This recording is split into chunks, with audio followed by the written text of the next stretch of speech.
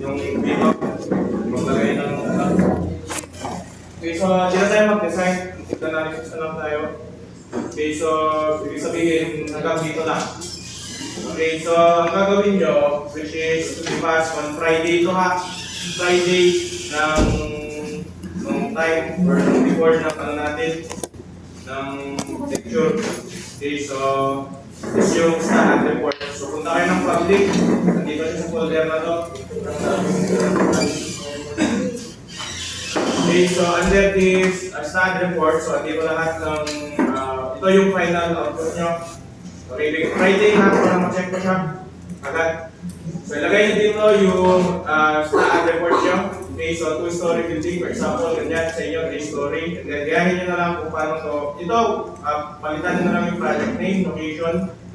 And then, ito, hindi nyo naman napapalitan ito kasi residential dito. Okay, same is true with the mga dito. Okay, so ito na lang yung papalitan nyo dyan. So for dead load, ano yung mga ginamit nyo? For live load, dyan. Okay, so lagyan nyo na lang ng mga ganito. Okay, and then, ano ba yung mga dito? Yung mga seismic parameters natin, di ba, na-discuss na to. Kailangan i-highlight din yan. Okay. Then, nandito naman na lahat kailangan nyo.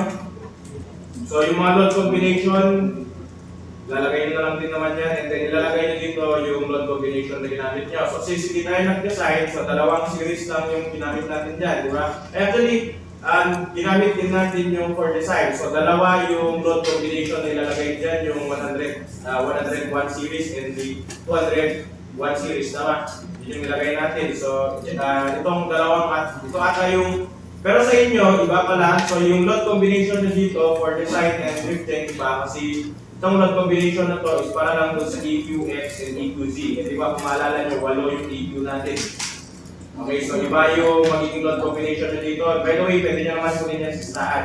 Combine nyo lang yung load combination na ginamit nyo. No? And then, yung mga properties, ano pa ba? And then yung model.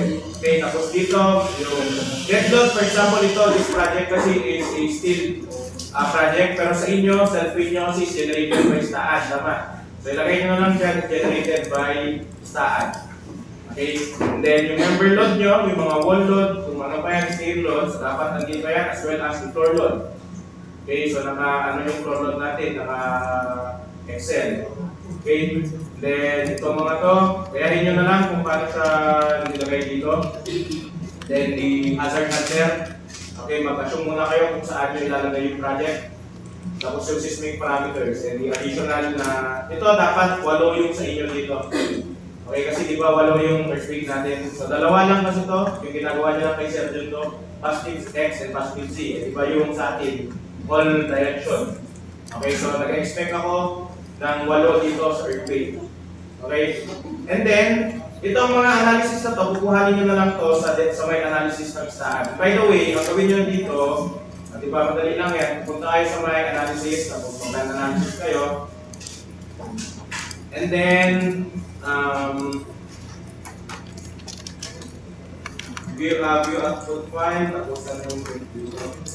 Okay, then i-print nyo. Ito, hindi kayo mag-print ito. Download nyo lang yung yung PDF. Okay, yung staan report. Okay, and then hanapin nyo lang yung mga kailangan. Huwag nyo ibigay sa akin lahat ng print tapos i-download nyo yung kasi kung I think pwede mong i-download. Ayun, pwede mong i-download yung PDF. Okay. So ngayon, piliin nyo lang yung mga kailangan. For example, dito, since analysis yung gagawin nyo. Okay, so pakita nyo lang yung mga seismic. May magkita kayo dito, di ba pinakita ko ito sa inyo? Yung kung naalala nyo, yung pinakita ko sa inyo yung time period. Okay, makikita nyo ito lahat dun sa output file, itong mga to. And then, since analysis kayo, di ba dalawa yung i-analyze natin? Sophie story and the drift. Story drift, naalala nyo?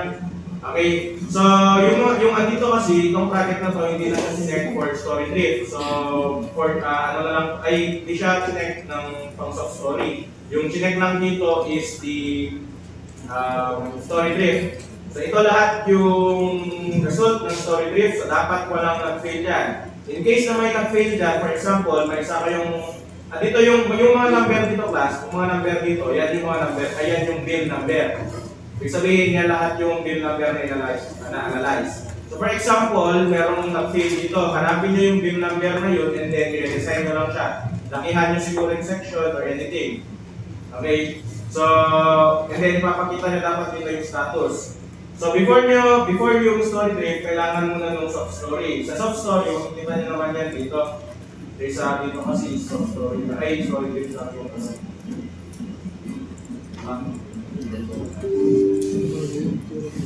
Dito,